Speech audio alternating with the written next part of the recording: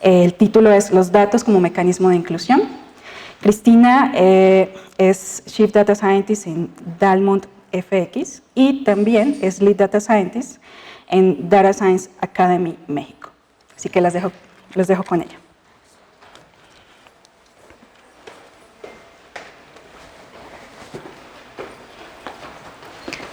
Tu agua. Computador. Claro.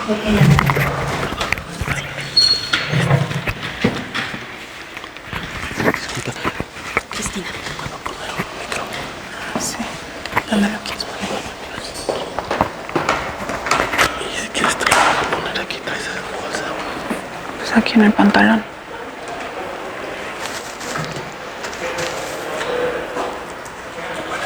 Con esto ya se va a escuchar mejor. A ver, si se oye, dile, Ricardo, ¿se oye? Hola. Bueno. Es para la cámara, este es para el... Ah, ok.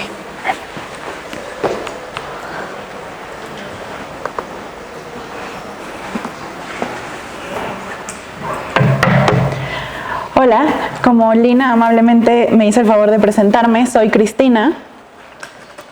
Yo empecé mi empresa, brevemente de mi currículum, yo empecé mi empresa hace 1 año y medio, justo con la esperanza de lograr incluir a más mujeres a la ciencia de datos, pero no nada más a las mujeres, sino a todas las personas que quisieran y entrar a este mundo de los datos, ¿no? Y de ahí sale esta conferencia que son los datos como mecanismo de inclusión.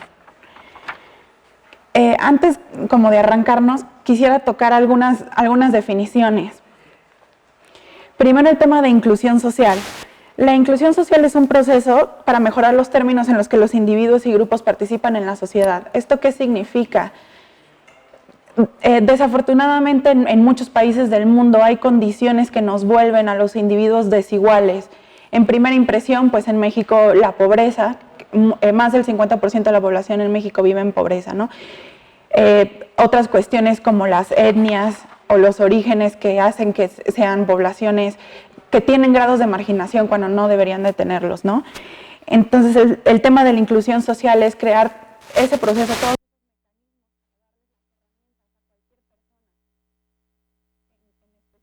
personas que tienen algún grado de marginación para incluirse a la sociedad, ¿no? Entonces el siguiente concepto es el tema de la alfabetización, pero no la alfabetización como la conocemos de enseñar a la gente a leer y escribir únicamente, no. La alfabetización como darles el poder, las herramientas para cuestionar las estructuras del poder del Estado y las dinámicas de su contexto. ¿Esto qué significa de ser capaz de cuestionar las estructuras del poder? Significa que con la información, con la capacidad de entender nuestro contexto, obtener información, datos, saber qué nos dicen, podemos tener argumentos para cuestionar todo lo que nos rodea. No es la única estructura del poder el Estado, también son las grandes empresas, las medianas, chiquitas empresas, los medios de comunicación. Entonces, ¿qué significa la alfabetización? Pues tener información para poder cuestionar el actuar de todos esos entes que funcionan en la sociedad y de hacernos en concreto las preguntas de ¿quién es dueño de los datos? Porque, por ejemplo, no porque el gobierno genere los datos, el gobierno es dueño de los datos. Ajá. Las empresas, por ejemplo, las redes sociales como Facebook generan muchísimos datos, pero ahí también nos surge la pregunta de ¿son ellos los dueños de los datos o somos nosotros los dueños que los estamos generando, ¿no? ¿Y qué significa entonces la inclusión por la vía de los datos? Entonces, ahí el último concepto del que les quiero platicar sería la alfabetización en relación con los datos. Pero ¿qué involucra todo esto, no? Principalmente involucra 4 pilares. Uno, y el que considero yo más importante, es el tema de la educación. ¿Qué quiere decir esto de la educación? Por lo que les platicaba de que en México existen varios mundos y existen diferentes niveles de marginación, entonces es muy importante que a través de la educación podamos transmitirle a las personas la capacidad de incluirse en la sociedad. Ajá.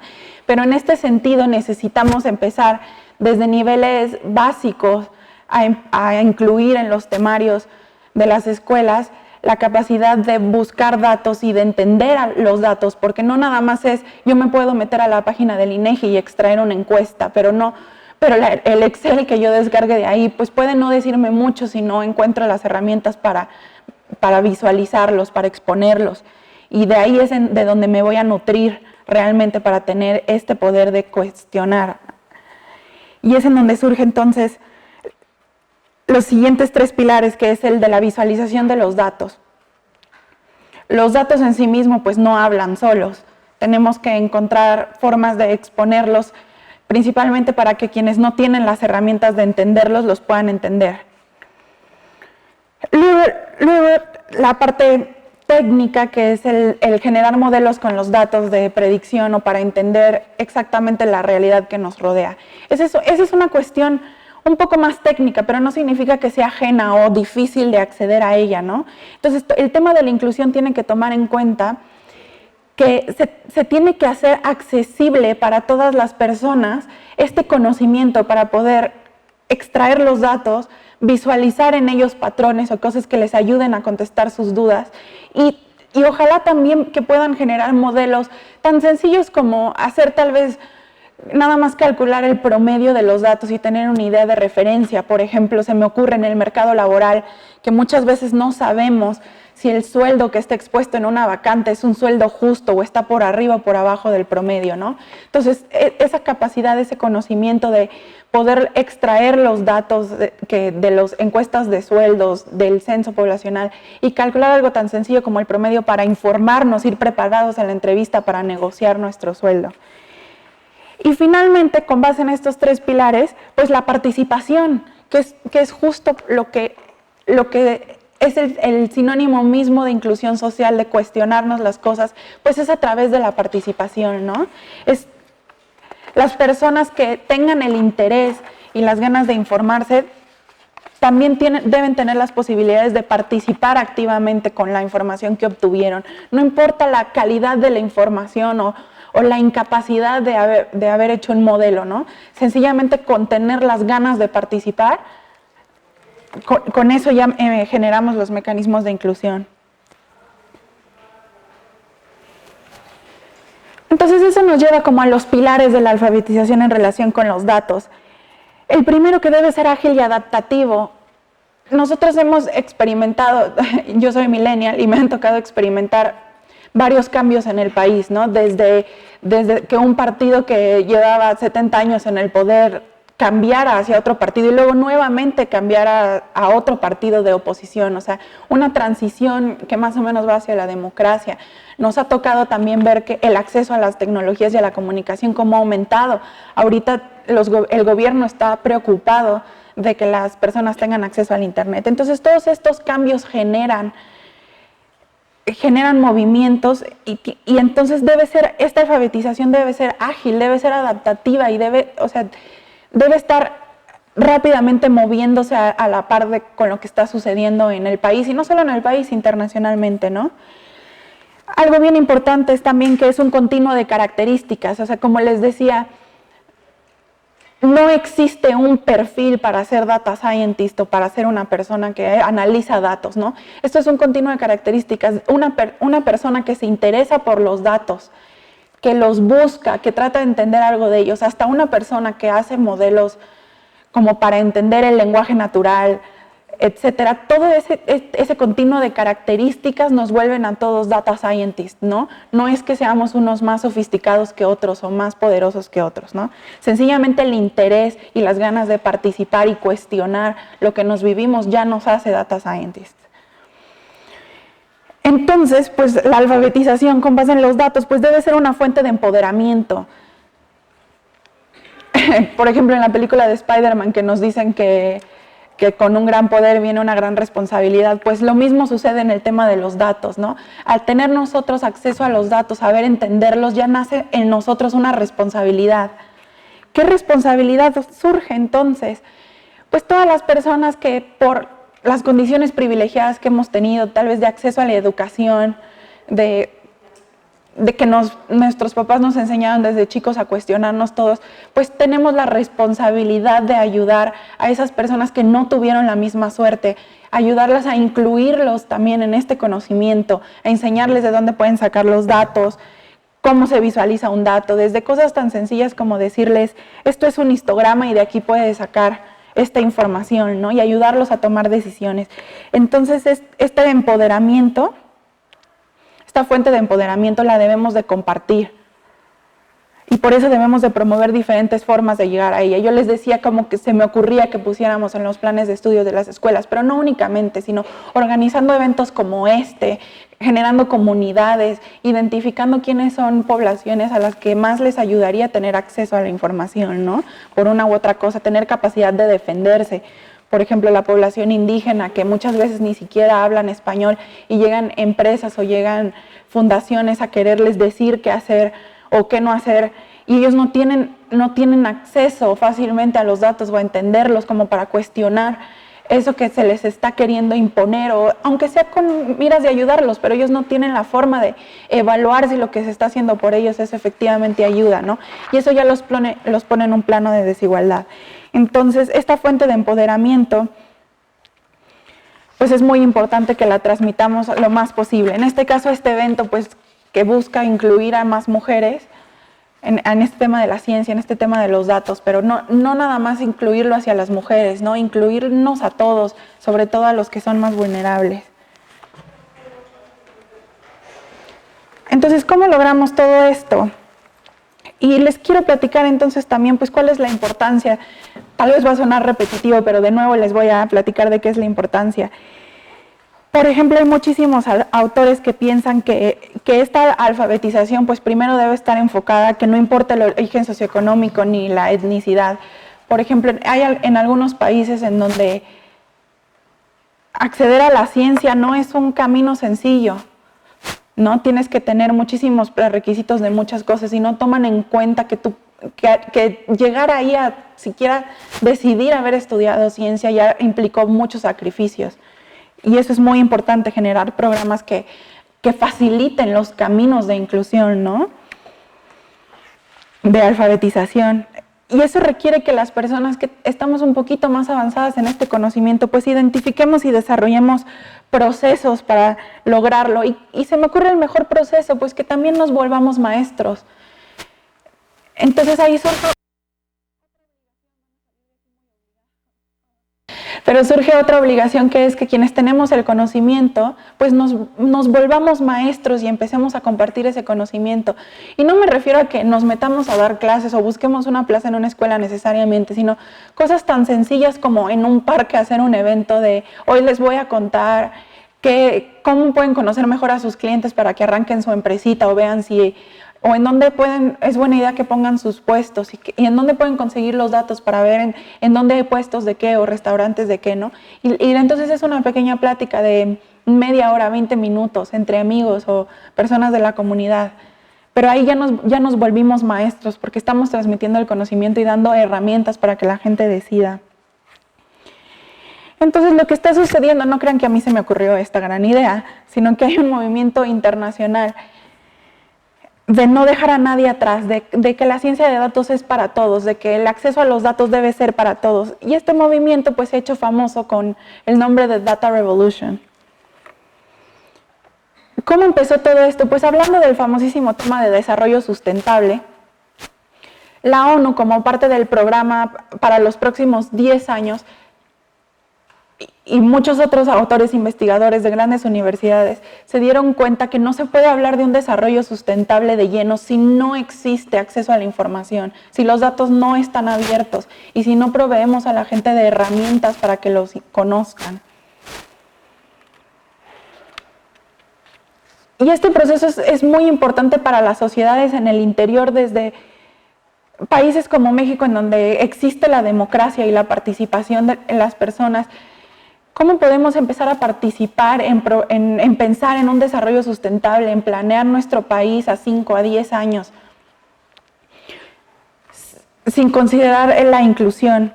Entonces, todo este Data Revolution se refiere principalmente a, uno, hacer accesibles los datos para todos, todo este movimiento de Open Data. Las empresas que por sus capacidades tecnológicas tienen los datos que obtienen de sus consumidores, que no propiamente son de ellos, que los hagan públicos para que podamos acceder a ellos e interpretarlos, ¿no? Pero no nada más se trata de tener los datos abiertos, sino de esta alfabetización incluyente para todos, como parte de este Plan de Desarrollo Sustentable de la ONU. Pero pues ustedes dirán, ok, y mucha gente me pregunta, bueno, sí, suena muy bonito que los datos sean abiertos, pero ¿qué hacemos con los datos ya que los tenemos? O sea, ¿realmente qué impacto tienen? Entonces les traje esta tablita como para que vieran el impacto que ha tenido en algunos casos, en algunos países. Por ejemplo, en México se hizo un modelo que, por cierto, ganó también un concurso en la Comisión de Competencia Económica, un modelo para evaluar los precios de las farmacias, para que el individuo que quiera comprar medicamento se pudiera meter a consultar en qué farmacia o en qué supermercado lo venden más barato y ahorrándose una buena cantidad de pesos. ¿Qué pasa entonces con este modelo que suena genial? Porque el tema de los medicamentos pues es una merma económica y pues no podemos no tener medicamento cuando estamos enfermos. Pues que se complica que las personas que de verdad necesitan ahorrarse unos cuantos pesos accedan a este modelo. Primeramente por cosas tan impresionantes como que no tienen acceso a internet o a una computadora y en segundo lugar porque pues aunque tuvieran acceso tal vez no sería fácil para ellos entender el modelo o entender la información que se le tiene que alimentar al modelo para que te dé los resultados. Y entonces este es un ejemplo muy claro de cosas padrísimas que se pueden hacer con los datos abiertos, que sin embargo no se pueden poner en práctica si no tenemos esta alfabetización en relación con los datos. Y es ahí en donde entonces quisiera hablar de cómo superar estas barreras que afectan el facilitar esta enseñanza a las personas, principalmente por el tema de la cuestión de pobreza. Y esto también es parte del Plan de Desarrollo Sustentable de la ONU, los datos como medida para erradicar la pobreza. Entonces, la principal barrera que tenemos en México es el tema de pobreza extrema. ¿Por qué? Pues porque una persona que tiene hambre, lo último que va a querer es cuestionarse si el Estado está legislando de forma correcta o se importa si esa transnacional entra a talar la selva o no. Luego estas empresas le facilitan los medios para que pues, sus hijos tengan alimentos, no van a ponerse a cuestionar las estructuras de poder porque tienen que satisfacer primeramente sus necesidades básicas. Entonces, como parte de este plan de desarrollo sustentable incluido en los datos, pues primero se les impuso una obligación a los gobiernos de no solo publicar los datos, sino publicarlos más digeridos y más fácil de interpretarlos. Dos, pues de incluir en la educación desde niveles básicos en todas las comunidades el entender los datos e interpretarlos. Pero principalmente usar los datos para las políticas públicas para que sean efectivas en el tema de erradicar la pobreza. Afortunadamente en México tenemos el programa Oportunidades que a través de muchas métricas ha logrado reducir el tema de la pobreza. Sin embargo, no es el único programa que deberíamos de tener y hay mucho presupuesto para programas que tienen de desarrollo social que no son programas efectivos por no conocer la situación que vive individualmente cada comunidad. Y esa forma de conocer a las comunidades, de la forma más sencilla es a través de los datos. Me voy a echar un clavado a ver qué tengo de esa comunidad, qué indicadores tengo, qué es lo que les interesa más, cómo puedo ayudarlos a que tengan sus necesidades básicas satisfechas para también poderlos incluir y darles poder de decidir todo lo demás, ¿no? Entonces, estas metas de desarrollo sustentable que ponen en su agenda la urgencia de, uno, ya erradicar la pobreza. No es posible que, habiendo tanta tecnología y tanto acceso a la información, todavía haya pobreza en muchísimos lugares del mundo. Y en segundo lugar, pues hacer para todos, o sea, poner este reto de incluir a todos en este camino de interpretar, visualizar, obtener información y, ¿por qué no, modelar también? Entonces, a todo esto de desarrollo sustentable se llama la revolución de los datos, es Data Revolution. Y es un programa que empezó en la ONU y al que se han unido muchísimos países, incluido México.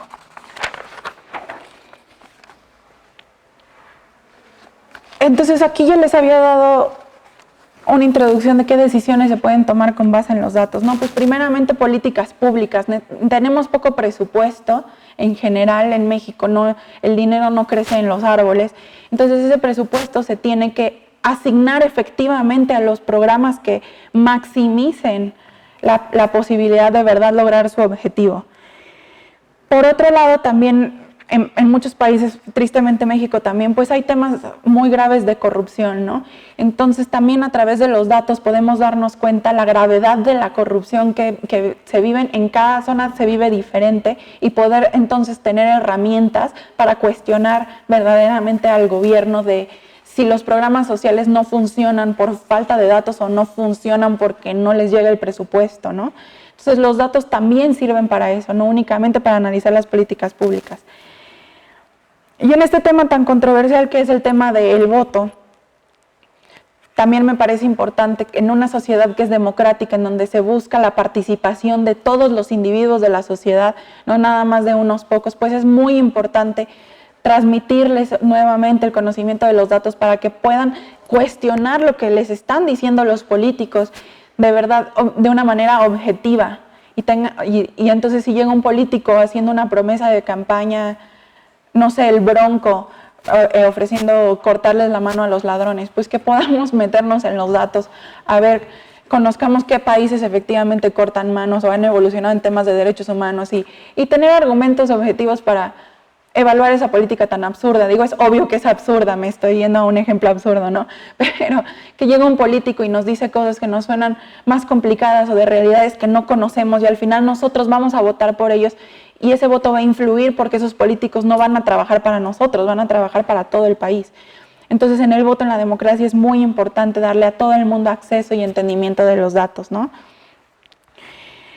También el tema de las sonadas pymes o las sonadas startups, que en muchísimos países han descubierto que son un motor para el desarrollo porque dan trabajo y empiezan a repartir el dinero entre más manos.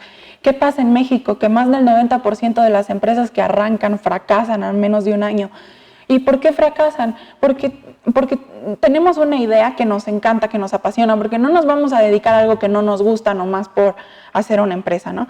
Es algo que nos gusta y creemos que puede cambiar a la sociedad, pero no nos metemos a darnos un clavado para entender en dónde tenemos que poner la empresa, quiénes van a ser nuestros clientes, a quiénes podemos ayudar. Entonces también las pymes y los pequeños empresarios, pues en los datos van a encontrar la forma de arrancar y expandirse, ¿no? Y no fracasar tan rápidamente como sucede en México.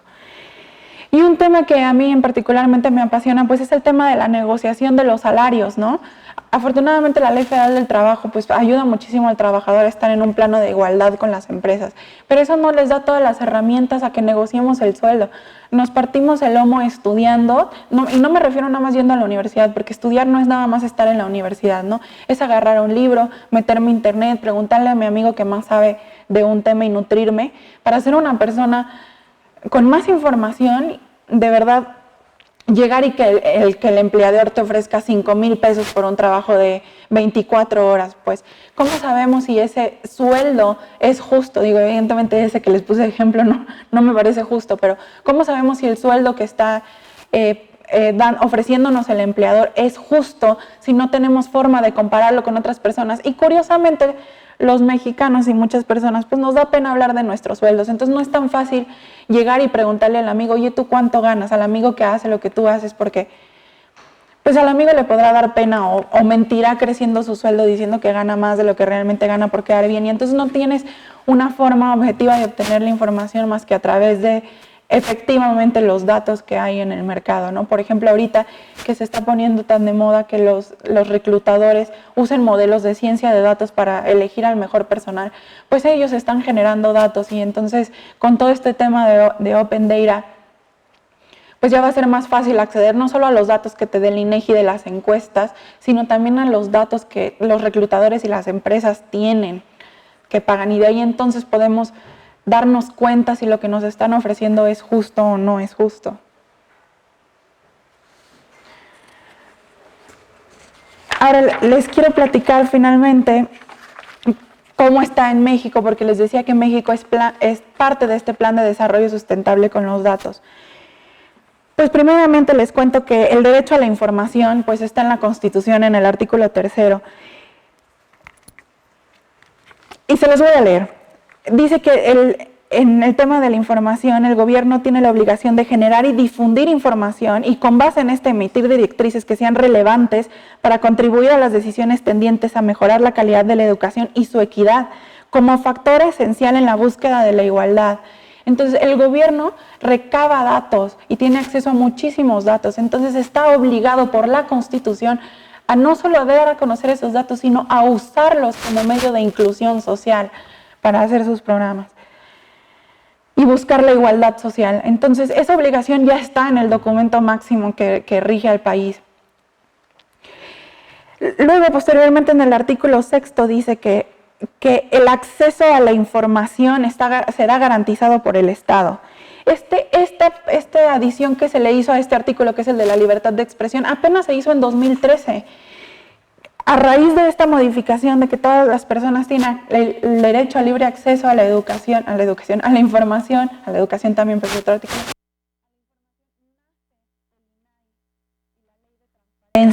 El Instituto Nacional de Transparencia, Acceso a la Información y Protección de Datos Personales. Lo traigo anotado para no equivocarme, porque ya ven que puede pasar, ¿no? Entonces, este instituto es el encargado de monitorear este artículo constitucional que dice que todos tenemos acceso a la información. El gobierno está obligado, toda la información del gobierno debe ser pública. Y nos podemos poner a pensar, ay, bueno, me meto al INEGI y lo trato de sacar. Pues no es tan fácil la página del INEGI buscar esa información. Entonces, no tenemos que ser tampoco muy diestros o perder nuestro tiempo entendiendo la página del INEGI, sino que podemos ir con el INAI y pedirle ayuda a través de un escrito que nada más tiene que cumplir los requisitos de por qué la quiero y para qué me va a ayudar. Y pedirle exactamente qué es lo que quiero. Por ejemplo, me surgen dudas de que los gobiernos dicen, invertimos 10 millones de pesos en subsidios para la pesca, para fomentar la pesca. Ah, ok, bueno, pues entonces yo puedo ir con el INAI y decirle, quiero que me des los datos de cuánto se ha invertido en subsidios para la pesca a través de todas las dependencias. Y el INAI está obligado tiene un plazo con base en la ley a entregarles esa información. Entonces, realmente ya no tenemos por qué quedarnos con la duda de queremos cuestionar la actividad del gobierno o las empresas que también dicen, por ejemplo, las transnacionales que vienen aquí dicen,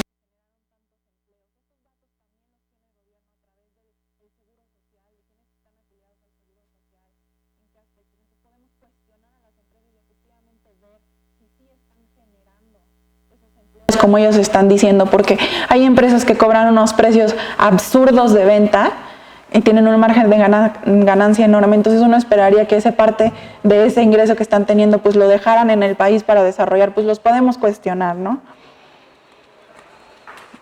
Y esto surge en el 2013 a través de esa reforma constitucional en México. Entonces,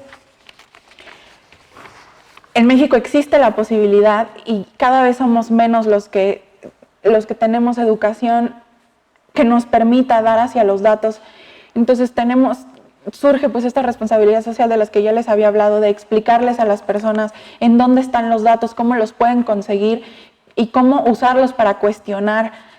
Pueden ser nada más cuestionar su contexto cercano, nada más para que ayudarlos a tomar decisiones, pero qué mejor sería cuestionar a la sociedad en conjunto, a todo el país, a todo lo que está pasando en el país. Entonces nosotros, a través de la inclusión que genera esta alfabetización de los datos, podemos ayudar a las personas a participar más activamente en esto, ¿no? Y les decía, pues principalmente los que por su contexto sufren algún grado de marginación, todo lo que podemos hacer por ellos, incluyéndolos. Y bueno, y el gobierno está más que obligado a hacerlo, ¿no? Entonces, pues, la reforma que se hizo al artículo 6 en el 2013, pues fue como parte de The Data Revolution for a Sustainable World para hacer políticas de desarrollo sustentable.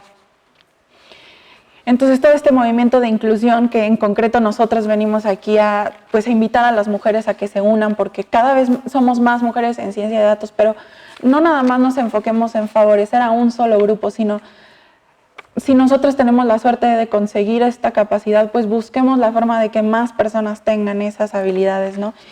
Y entonces esto pues que se transmita en usar los datos como un mecanismo de inclusión.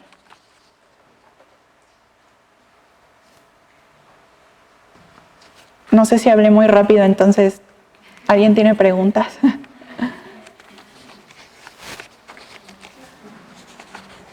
¿Sí?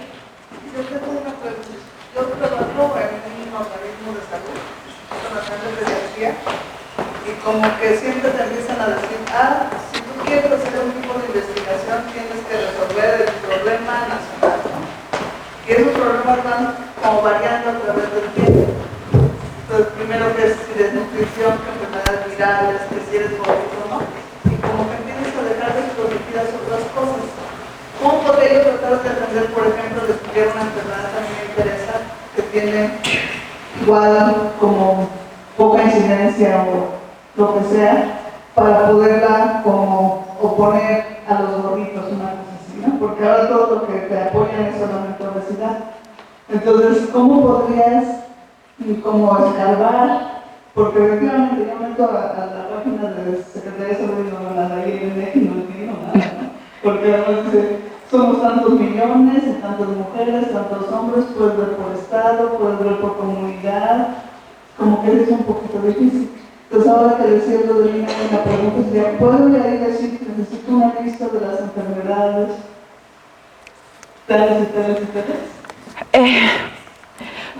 Pues se me ocurre más buscar las enfermedades que están relacionadas de alguna forma, que tienen dinero del gobierno, digamos, o sea, sí, pero puedes ir al INAI y hacer, nada más tienes que detallar muy bien exactamente qué información quieres para que no pongan de excusa de no me explicaste bien, pero justo en ese documento nada más tienes que explicar qué información necesitas, quién crees qué organismo crees que la deba de tener, o sea, por ejemplo, si hay subsidios para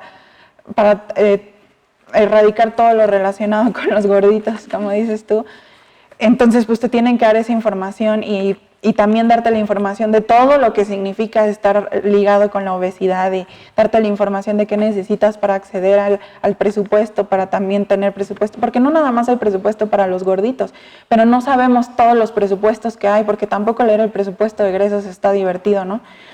Entonces, hay presupuesto para muchísimos temas de variados de investigación de enfermedades. Entonces, preguntarle también al INAI qué programas hay, cómo accedo a ellos, qué tengo que tener. Todo eso se lo pueden preguntar y el INAI está obligado a dar la respuesta. Entre más puntualmente se lo preguntemos, pues más puntualmente va a ser la respuesta. El procedimiento está en la página del INAI. En la parte de arriba a la izquierda hay un botón que dice consulta información o pide información y ahí viene el escrito que debe contener. Es un escrito libre nada más. Yo le sugiero de las peticiones de información que yo le he hecho al INAI, se los he pedido con peras y manzanas. Ajá. Si quiero el nombre de la dependencia, si quiero el nombre del subsidio, si quiero cada reglamento del subsidio. Entonces, pues primeramente como que habrá que llenar un archivito pensando todo lo que podemos querer para que entonces no haya dudas. Pero sí, está obligado y nada más hay que irlo a presentar. También por mail te contestan. Nada más hay que checar entonces el spam. ¿Alguien más? Sí. Ahí van, ahí van. Sé que en la lección de seguridad pública y justicia, las bases están ahí. Entonces nada más tienes que ciertas variables que son confidenciales por seguridad y no están, pero realmente están, tú las descargas y haces el análisis que quieres. Y como es decir, necesitas información especial, les mandas el correo a ellos que tú específicamente que quieres, tal vez te pueda generar el dato o facilitarte instrucciones de cómo, porque tal vez la variable no está bien escrita, pero ellos te ayudan bastante en hacerlo. Y entonces sí están en las bases y nada más como eso de repente sí es medio difícil porque son muchas secciones, pero sí está y también te ayudan. Sí, Sí, como parte de esta reforma que se hizo a la Constitución, pues surge la página de datos abiertos, ¿no? Que es la de datos.gov o .org.mx, en donde tú puedes poner el tema y hacer la búsqueda. Nada más el problema con esa página, con la del INEGI, es que no es una página como fácil de usar para el usuario, pero tiene un montón de datos. Pero si se nos complica, no estamos obligados a obtener los datos a través del INEGI, ¿no? Si se nos está complicando usar la página, le podemos pedir los datos digeridos al INAI. Pero sí, gracias. ¿Algo más? ¿Alguna pregunta más?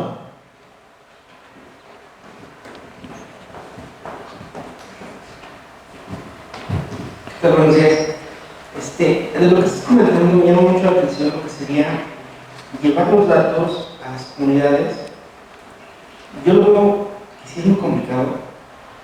Digo, estamos aquí en la Ciudad de México, pero en los pueblos, en los lugares que son lejos de la ciudad, sinceramente a la gente le cuesta muchísimo trabajo entender, ni siquiera lo que es el porcentaje, ¿no? O sea, aunque vayas a la escuela, a veces en tu vida diaria no sabes ni qué es eso. Entonces, ¿cómo haces que esa información sea entendida? O sea, ¿tienes visualizado algo como asesoría de datos? No sé, algún asesor que pueda aproximar información a comunidades. No sé, ¿cómo podríamos hacer eso? Sí, te entiendo perfecto. Digo, no nos vamos a frenar nada más porque lo veamos difícil. No es tanto llevar los datos, sino primeramente hay que llevar la mente de la importancia que es cuestionarse las cosas, ¿no? Entonces, mucha gente tiene mucha curiosidad y los frenan porque creen que no es importante o que su opinión no importa. Pasa muchísimo. Yo he trabajado con muchas comunidades. Entonces, primeramente, yo ahora que estoy dando clases para que te vuelvas data scientist de cero, no importa del background, del contexto en el que hayas tenido, así hayas estudiado gastronomía, si quieres ser data scientist, yo te ayudo a que seas data scientist.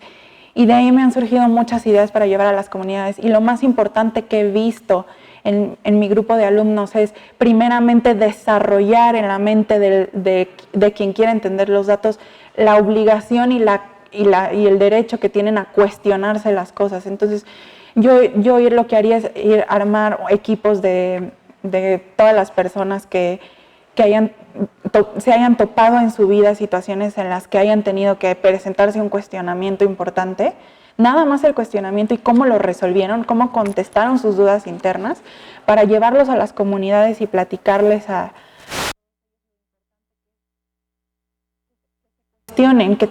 que sus dudas están bien, que tengan dudas y que es importante que busquen resolverlas. También se vale preguntarle a los amigos, y a veces en esas mismas comunidades pasa mucho que hasta les da pena preguntar porque creen que la pregunta es tonta, ¿no? Entonces, primero hay que quitar esa idea más bien hay que implementar esa idea de que nos tenemos que cuestionar todo lo que nos sucede.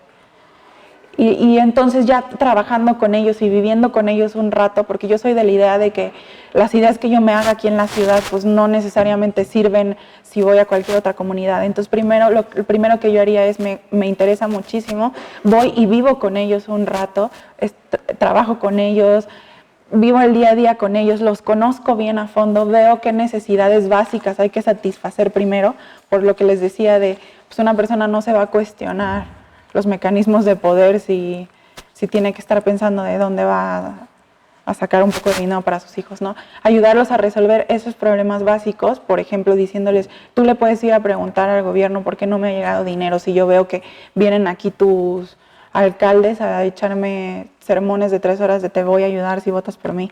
Entonces, cuestionar al gobierno y lo importante que es, ya conociendo bien, entonces hacer un programa individualizado para ayudarlos a entender los datos, ¿no?